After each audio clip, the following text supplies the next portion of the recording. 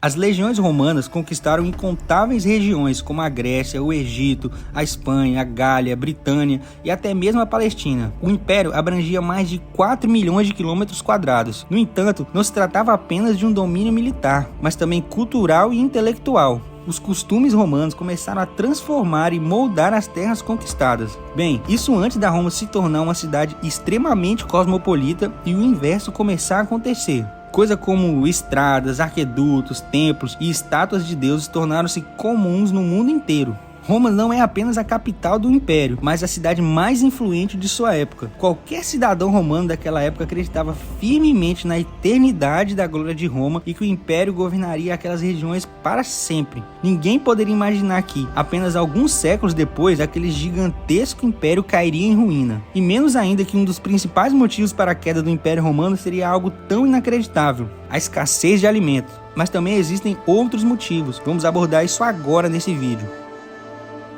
Todos os povos antigos tinham muitos motivos para temer as legiões romanas. Eles lutavam de forma organizada e bastante profissional.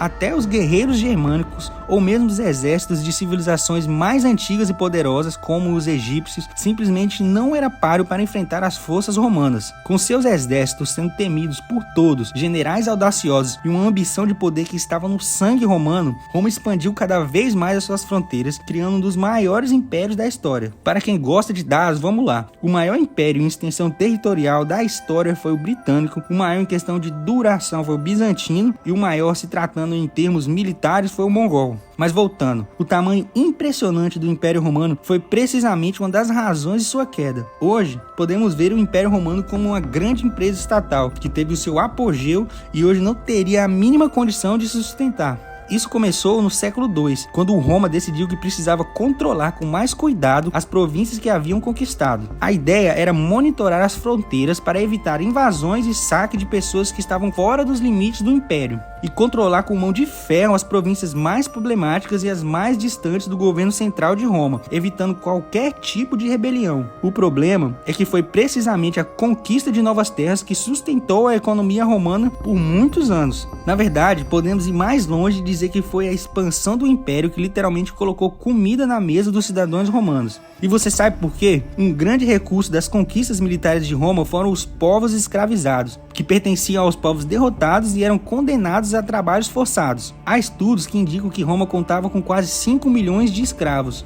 que no final das contas resultavam em quase 10% da sua população. E metade desses escravos trabalhavam nas lavouras, e principalmente na produção de alimentos. Com a mudança da estratégia e a decisão de não conquistar novas terras a partir do século II, Roma simplesmente deixou de obter novos escravos de outros povos. Podemos fazer uma correlação com esses sistemas de pirâmide da atualidade. Eles sempre precisam de mais e mais gente para alimentar a base. Caso contrário, o colapso é iminente. Mas eles perceberam isso tarde demais.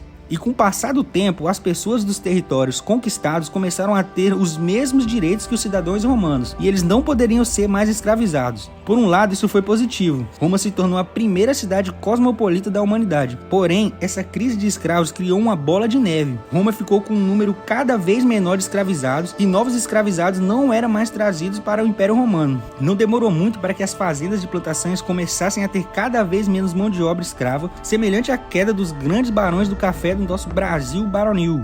A lógica é simples: sem trabalho, sem colheita, sem comida. Chegou a certo ponto que o império já não produzia alimentos suficientes para todos que viviam dentro de suas fronteiras. Um dos impérios mais gloriosos e poderosos do seu tempo viu-se face a face com um problema básico: a fome. Então, a partir do século III, a coisa começou a ficar feia para Roma. Sem comida o suficiente para todos, os preços dos alimentos começaram a disparar, gerando uma inflação e um caos social. Como dizia Josué de Castro, fome e guerra não obedecem a qualquer lei natural, são criações humanas. Isso criou uma crise sem precedentes no Império Romano. O governo já não conseguia manter a sua famosa política de pão e circo, nem garantir a segurança nas fronteiras, o que resultou em ondas de violência de todos os lados, surgindo revoltas populares e lutas internas pelo poder. Pouco a pouco, a poderosa glória de Roma foi diminuindo. A queda do Império Romano começou dentro de Roma e foi causada pela falta de alimentos, e quando o Império já não tinha forças nenhuma sequer para vigiar as suas fronteiras, os povos germânicos começaram a se aproveitar disso para saquear e causar o terror nas províncias romanas. O Império, agora desnutrido e enfraquecido, Unido encolhia a cada dia, caminhando passos largos para sua decadência total. O golpe final foi desferido no ano de 466 d.C., quando o imperador Rômulo Augusto foi deposto pelo rei germânico Odoacro, marcando a queda definitiva e deixando uma lição para todas as gerações futuras. Em uma civilização, fome e guerra são palavras rivais. Entretanto, alguns estudiosos têm teorias um pouco mais complexas. Alguns afirmam que o declínio de Roma começou com a decisão extremamente ruim de incorporar guerreiros germânicos às legiões romanas. Roma tinha um longo histórico de absorver pessoas das fronteiras do império, mas geralmente esses cidadãos ditos como estrangeiros rapidamente desenvolviam laços com a própria Roma. Eles aprendiam o latim e compravam a ideia da república aristocrática e etc e tal. Mas a partir do terceiro século, o império foi forçado a permitir que mais e mais pessoas sem qualquer critério entrassem em seu exército. Pessoas que realmente não se importavam com a ideia de Roma em si. E eles eram leais apenas aos seus comandantes. E eu tenho certeza que você se lembra dos exemplos históricos de César e Pompeu.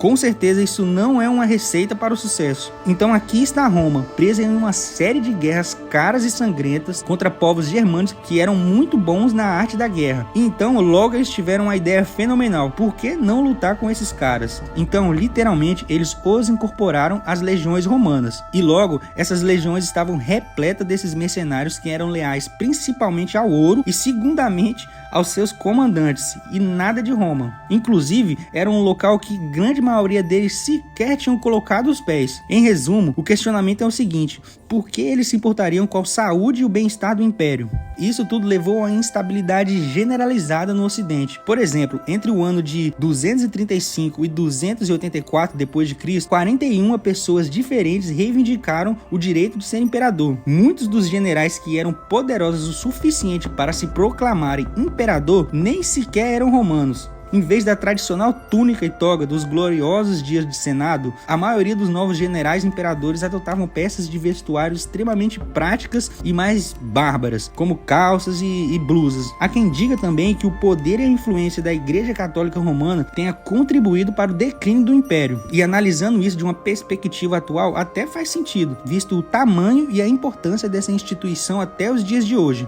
Então, gente, por hoje é isso. Para quem chegou até o final, eu falo diretamente com você. Muito obrigado pelo seu precioso tempo e eu espero que eu tenha agregado algo relevante para você. Eu peço de coração que deixe o like e se inscreva no canal. E o mais importante, esse aqui é um projeto novo para mim e como para qualquer pessoa, principalmente para quem está começando, o feedback é muito importante. Então deixa aí nos comentários se o vídeo atendeu às suas expectativas e principalmente como a gente pode melhorar. Um forte abraço a todos e até breve.